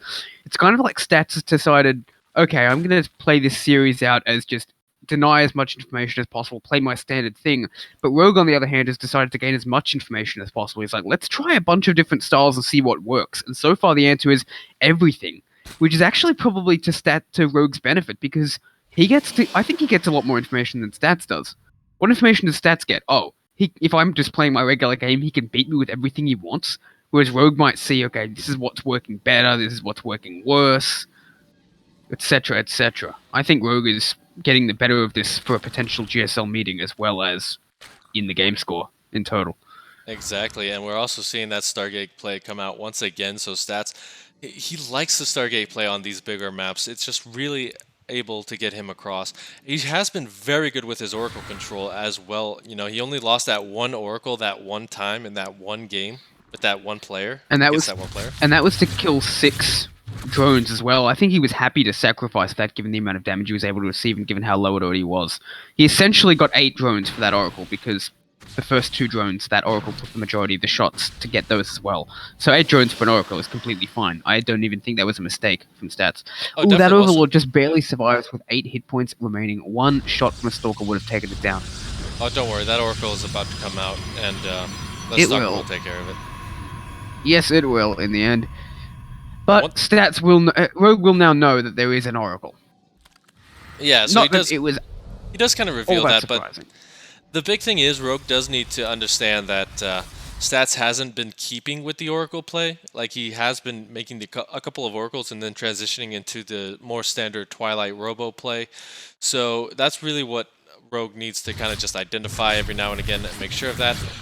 Not losing too many drones there, only losing that one, so great control out of Rogue. The Oracle kind of just going to fly around a little bit, and right now, honestly, don't bother using it too much for drones. Just keep that Revelation energy just in case Rogue decides to go all sneaky on you again. So it is going to be Oracle into Archon drop again. Basically one of the most it's kind of an old build, but it still works. A very standard build. Again, Stats just does not want to reveal his cards ahead of GSL, but we'll see if he can turn things around and make this standard play work. Actually, I think Stats might be going for a bit of an all-in here. We have 5 gates coming down, or 4 gates coming down. Actually, no, 5. 4 gates is quite standard for that Archon drop off two bases. If it was 6 gates, I think it was pretty aggressive. If it was 8 gates, then we'd know he was all in. But 4 gates off 2 bases is completely standard for this kind of play. Ah, I see. I counted too many gateways in, but this is going to get Yeah, scattered he out only by had Rogue. 1 when he made the other 3. So this is going to get scattered out by Rogue, so he's going to add in those roaches once again. Get up to that lair tech and kind of push this away with the queens. You want to keep those queens alive, however, so be very careful with the Archons. Could have gone Yeah, for the the queens mineral can't line. really push away Archons very well. The Archons are just chasing these queens, and they're going to take a couple of them down. The roaches are a little bit late, and we're going to lose 2 queens right there, which High is energy ones as not well. what you want as Rogue. Only shield lost, which is the real power of these Archons, but also no hit points lost on the Prism as well. Ooh, this is a really well placed Spore. I like that Spore. Yeah, so Stats trying to use that position just because you have that mineral blocking everything, but not going to be able to. So he's just going to deny creep for a little bit here.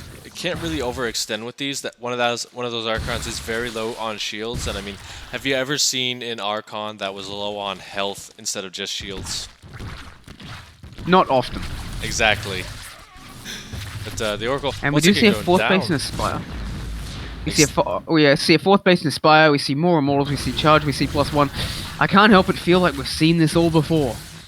Well, yeah, that's kind of the thing. Once we've seen the Archon drop, we've seen Rogue consistently go for that Spire behind it, trying to get those Meleesks in to do some damage. Hasn't been super successful with them, but has still kind of just pulled Rogue around, or Stats rather, around, and kind of just forced him to make some Stalkers that he really probably didn't want to make at that stage in the game when you're trying to get some charge lots up in the front lines. Yeah, now, this has usually worked very well as well for Rogue. But it's worth noting a couple of different things. Stats is going for a push now as soon as Charge finishes. So he's going to essentially get in here before the Mutalisks are done.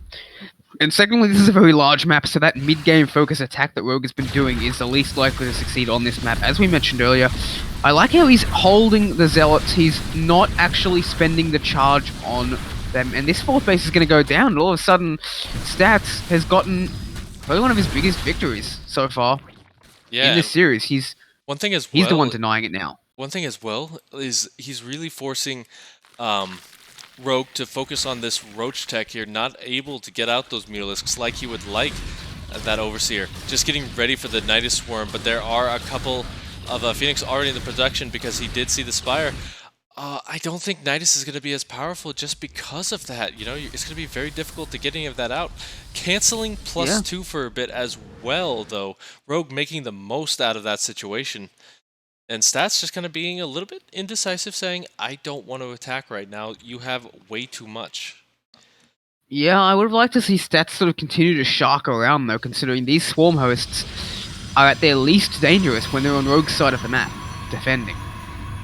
But we'll see if how well Stats defends against this Roach Swarm host again. It's so cheap that it really can power up in supply. It's very efficient in terms of its cost. But we're already going to see a fight happening. Oh, those are beautiful force fields. They're taking out so many of these Ravagers already. Stats has decided to just attack before Rogue is truly ready to fight, and it's proving to do wonders. That is a fantastic... And here comes the first Nidus Worm. That's a fantastic trade for Stats. The Zealots going to be moving in as well, going to be trying to charge them down. Needs to fight on the ramp here to get a few pot shots off. First Locust Wave on the way, going to be coming in towards that Nexus, going to force a huge warping of Zealots, and actually that's going to get cancelled. Doesn't quite get the pylon in time. And this is going to get some damage done, but not the critical damage he was hoping for. Although 6 probes do go down, but oh, look at all those roaches that have just been caught out. A couple of Immortals do go down, though. Stats does need to take better care of them. He really needs that critical mass, or else it's just going to be the same story again and again. Stats needs to continue to advance in this game, not just stay normal. Here's the thing as He well. needs to continue to be doing better and better minute after minute. I love that Rogue is using that mineral line at the third base, just putting the Nidus Swarm where it can't be touched. So Stats is going to have to mine that if he's going to do anything. The Robo is going to go down. The no. Natural is under attack. And Stats is just being pulled apart in every direction here. I gotta pull a Todd here. Luca di Supply. just six more There's workers going down, and oh, this is almost GG game-ending damage here for Rogue once again. I think Rogue may have done it. Can lie. The supply can lie. Stats is behind, but he's not as far behind as the supply would indicate because of the way the armies are. But at the same time, yeah, you do want to see Stats at more like 150, 160 supply at this stage, not 130. He does, as we've seen, if Rogue and Stats remain at the same level for about 5 or 10 minutes, eventually Rogue just takes more bases and ends up overwhelming. And again, we see Stats is not really controlling his army movements quite as well as he could be. Oh, but we see an Archon drop at the Nidus. He's using his Archons and his Phoenixes to deny this Nidus Worm. I've never seen that before. And a lot of Immortals are still here. And all of a sudden, Stats is pushing back Rogue. But Rogue is just able to continue to remax again and again very, very swiftly. Stats needs to build up a powerful army. Can he do it? That is the question. And he needs to take a 4th base. Again, this is just like Game 2. He needs that 4th base if he wants to stay in this game. If he wants to build up that critical mass, which is going to not only continue to fend off his opponents, but beat them. And I like how he's using the Archons in a Warp Prism to force the Locusts to land prematurely. But I just don't know if it's enough. He's fighting the Locusts, which is not what he wants to do, and the Locusts are continuing to swarm out bit by bit, and Stats' army is getting overwhelmed. There's really just nothing he can really do here. He's just going to run out of units eventually. Yeah, he's getting a lot of those big, expensive units picked off here. The Immortals going to be the saving grace here, going to force them back into the Nidus Wormful right now. But once again, it's kind of just a seesaw effect. You go, take out the Nidus on one side, and the other one is already on the way. It's very cheap, very effective. And yeah, so Stats has stabilized a little bit here, but unfortunately just this lost is actually so much. could be a very good position for the Stalkers though. They get 2 Swarm Hosts and then blink away, forcing these Locusts to walk a long way if they want to get some damage done, and walking right into Storms. That's a good engagement for Stats, but this Robo is going to go down. Yes, he is. There is a second Robo. He does have more than one Robo, but if this Nexus goes down, that could be even worse. And I think, it's so close, but it's going to go down. Yeah. And again, this is just like Game 2. We see the same thing, Stats rinsing and repeating. Death by 1,000 cuts almost here, as we do see just Rogue picking him apart little by little, getting those expensive trades in. Stats can't keep affording to remake those Immortals at this time. He's currently half the income advantage, but moving into the Storms there is Rogue. That was not the best trade for him. Didn't really get too much for that, but the Locust going to come in once again and get a couple of pickoffs on those Archons. Going to take down one more Immortal as well, and every Immortal counts here for Stats at this time. Absolutely they do. Plus 3 weapons now on the way. Stats' Immortal count, it's essentially remains stable, but it needs to be more than just stable. It needs to retain itself. But this is actually really good. He forces the Swarm Hosts back, and they can't just immediately hop in another Nidus Worm and retreat away. That's very important. He's forcing these Swarm Hosts far away from him while he tries to take this 3rd base again. But he needs a 4th base again if he wants to stay in this game, because Rogue's taking this 5th base. Rogue's not under any real threat. The main base is now being attacked with a Nidus Worm. And Stats is, again, just fighting an even battle, which is not going to last him forever. It is all just so crazy here, as Rogue, once again, just staying on Roaches as well. Keep in mind, guys, like, that's all he's been making. And even getting into the main base, he can pick off some tech. Gonna get that Templar Archive, so no more High Templar anytime in this game. Sure is. And the Swarm Hosts are going to go after this natural again. Rogue has timed this perfectly. He waited for the natural to be finished before he attacks it again. And the Locust, yeah, gonna come in here. These Roaches being the perfect cover for all of this. Even getting some really good trades with them. Look at that. Took out a lot of That is so the many Zealots. Immortals, but the Locusts are really good against Immortals, and all of a sudden these Locusts just start destroying them. 2 Immortals go down immediately. This is not where you want these Immortals to be. And just as Stats was starting to get a good count of Immortals up, it gets torn down again. He doesn't have the AoE, the Storm, the Archons to deal with the Locusts. He has enough units to deal with the Roaches, but what about the Swarm Hosts? This is such a difficult composition to fight. And Stats, every minute or so, he just has a little bit less. He had about 140 supply, then 130, and then 120, now 115. Yeah, it's a pretty much slow, methodical death here. Stats not even able to send out a couple of Zealots across the map to do some damage, kind of pull Rogue back.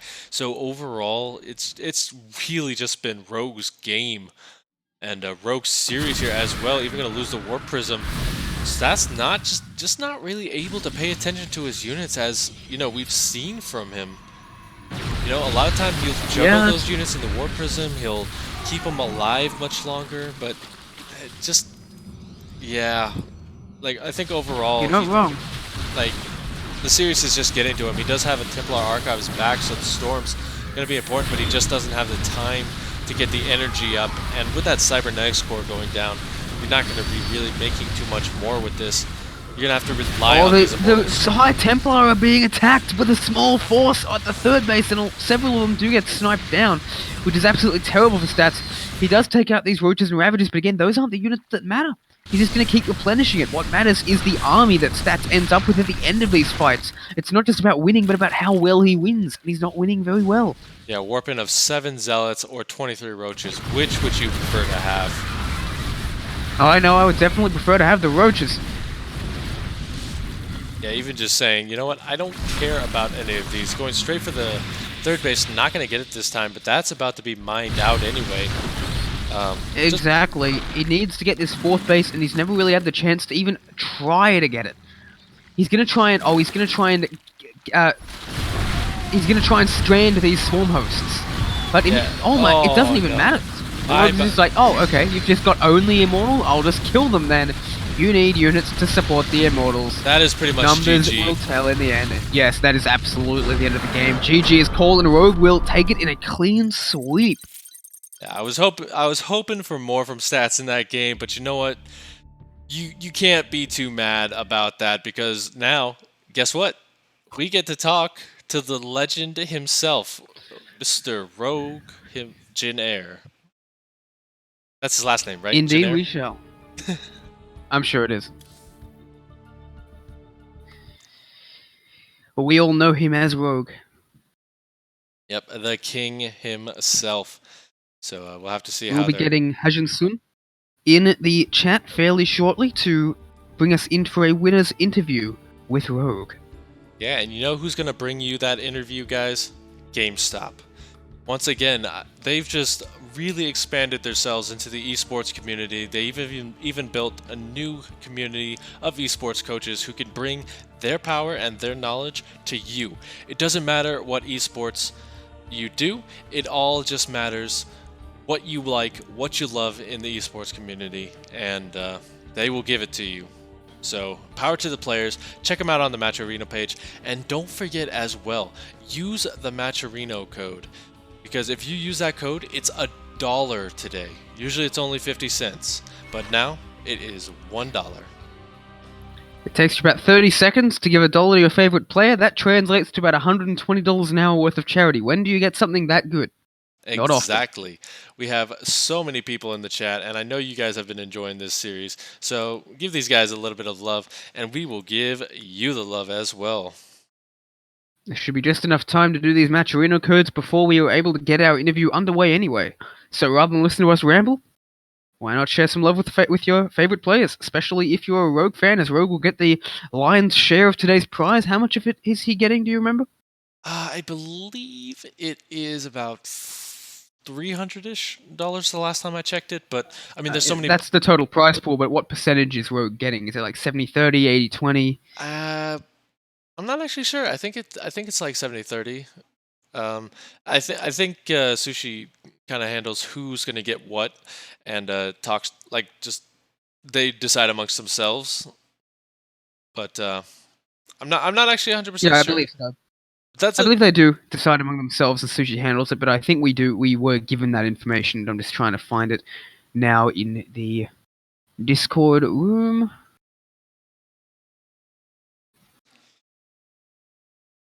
Maybe it's on Matcherino.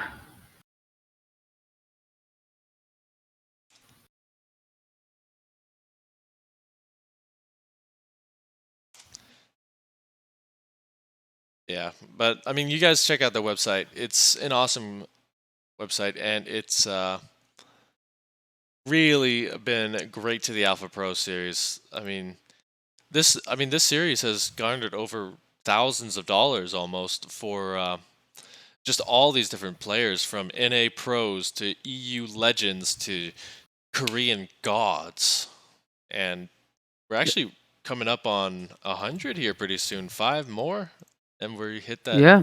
triple digit. And it's absolutely been thousands of dollars because even the smallest of our Pro Series have been $50. So if they were all $50 prize pools, that would be $4,750.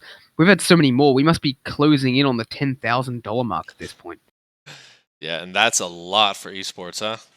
Like, if you make $10,000 in esports, you're pretty much a god, almost at this stage in esports. That is very much true. I wasn't able to find out, but we do have a $305 prize pool, so thank you very much, everyone. Yeah, your support has been amazing. We know you guys love this game, and guess what? And it is 70-30. And we just got Rogue in the Discord. Excellent. So we might actually have to leave this call and get into the other call. I don't know how that works. It looks like it. We'll just find out. Okay, Oh, here we Sushi go. started a call. Let's join that. Hello, hello. Can everyone hear us? 안녕하세요. Hello. Hello. Hello.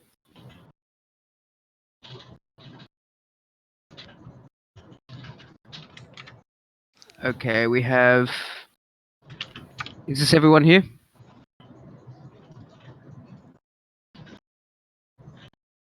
I think so. Like, are we just the only ones asking questions? Hello? Hello? Hello. Hi, 하신순? 정렬아? 네? 네, 들려? 네. It's Hajin's son. It's not soon. 하신순. My bad. So, guys, this is Hutchinson. She's going to be translating for us, and obviously, you guys know Rogue as well. So- It's kind of laggy. Hello? A little laggy. I can hear. Okay. Yeah, we can hear you. Can you hear us? Yes. All right, so I'll let you All right. start off, Salavanth. Why don't you start things off? Alright. First of all, Rogue, congratulations on your 5-0 victory over Stats. Really well done.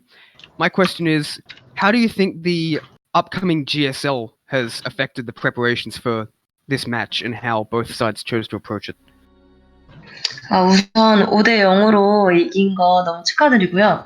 네. 첫 번째 질문은 이제 곧 GSL 경기도 앞두고 있는데 그런 게 어떻게 영향을 끼쳤나요? 이번 쇼매치 준비하는데. 그 슈매치를 준비하기 전에 그 GSL이 있어가지고 아직 경기는 많이 남았지만 그래도 이번에 꼭 좋은 성적을 너무 내고 싶은 생각이 너무 많이 들어서 이번에 되게 많이 열심히 하고 있었어요. So I've already played in GSL and I really want to perform well this season. So I've been preparing really hard and trying hard. Yeah. Alright. So, Who would you most and least... sorry, you wanted to say something? Well, like, Jared? we noticed a lot that you were using a lot of mid-game compositions here, a lot of roaches, a lot of swarm hosts, and only once went up to kind of the later stage tech where you had the Greater Spire, but you didn't use it.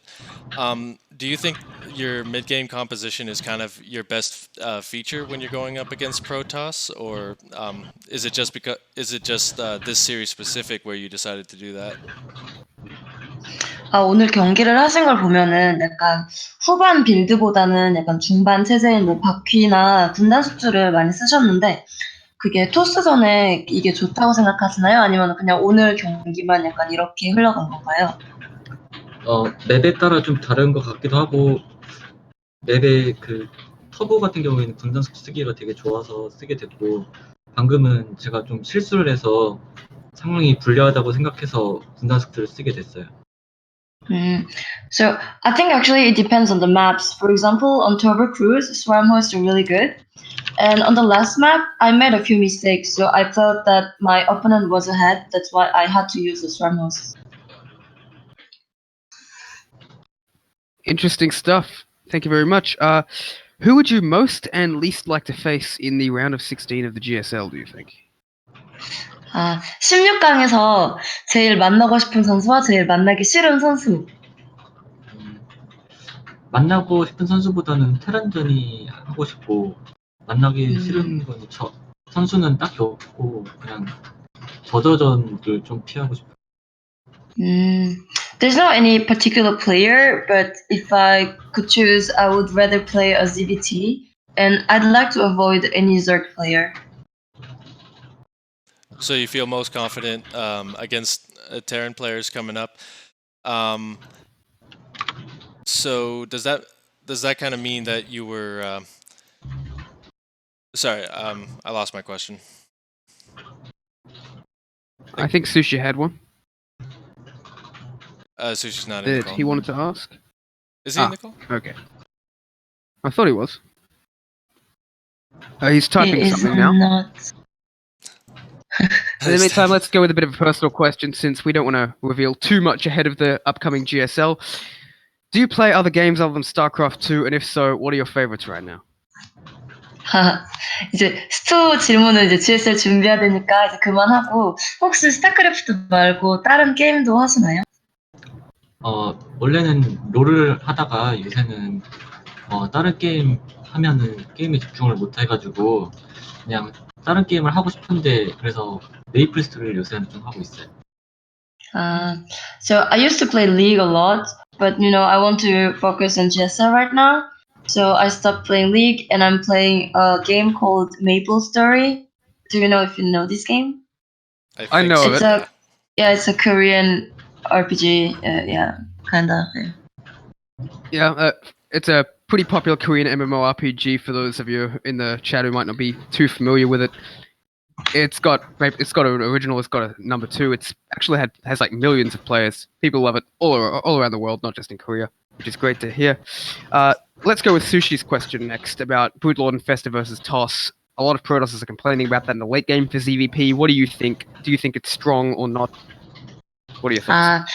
요새 저그 토스전 할 때 프로토스 선수들이 후반 가면은 무리군주 감염충을 이길 수 없다라고 하는데 그거에 대해서 어떻게 생각하시나요?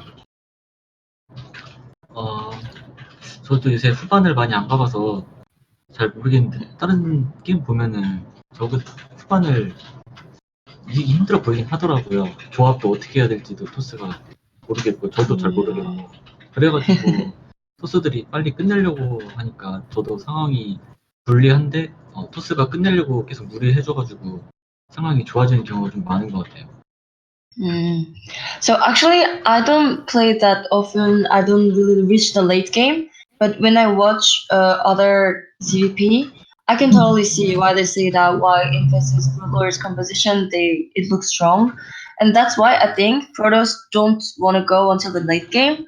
So they're trying to end the game before, and that's why even if I'm behind in the game, because the Protoss will try to finish the game before reaching the late game. I think it helps me to win. That's very interesting and would explain several of Rogue's choices throughout the series as well. Let's just go with a couple more questions. Let's start with Sushi's. How many hours a day do you practice? But I'll extend that. How many hours a day do you practice in the off-season and in the on-season when GSL is going on? For we know that you practice more during GSL, as you've told us already. 이거는 스시님께서 질문하셨는데 GSL 동안이랑 또 오프 시즌 동안 연습 시간을 하루에 얼마나 연습을 하시나요, 하루에? GSL 대회가 있으면은 요새는 정말 열심히 하고 있거든요. 하루에 계속 그냥 웬만하면 게임만 하고 있는 것 같고 GSL이 없으면은 연습은 잘 안 하는 것 같아요. 그럼 하루에 혹시 평균 몇 시간 그렇게 좀? 몇 시간? 최근에는 한 10시간 정도 하고 있는 것 같아요, 최근에. So during GSL, so I practice all the time. So I think average it's around 10 hours. But during the off season, I don't really play that much StarCraft. Oh, okay. Interesting. That's definitely not what I think most people would expect. In that you have that period of intense cycling and then a period of off practice, but it would explain how people can maintain the love of the game for so many years. That's a fascinating answer, Jared. I will leave the last question to you. I don't really have too many here, so we might just end the interview. But thank you once again, Rogue. You are the best. I'm gonna try and say this. Neo un choego야. 예, 이분이 한국말 이해하셨나요, 방금? 네? 최고야? 그러면 네, 그러니까 you are the best를 한국말로 번역기를 돌렸나 봐요. 너는 최고야라고 하시네요. 네. 인터뷰 감사드리고 네, 오늘 수고하셨습니다. 수고하셨습니다. 감사합니다. 네. Thank you. Thank you and congratulations. Good luck in the round of 16. Yep. Thank you. So guys, that's been Rogue, and that has been Hajin Sun. Thank you, or Hajin Sun, excuse me. So thank you. You can just say Hajin. It's fine. Hajin. All right. Yeah, Hajin So- is good. All right. So that's been Hajin. That's been Rogue. Thank you guys so much for tuning in, and we will see you in the next big event. So we will see you guys next time.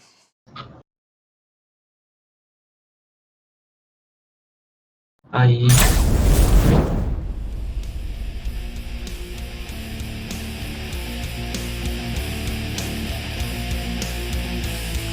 All right, fantastic.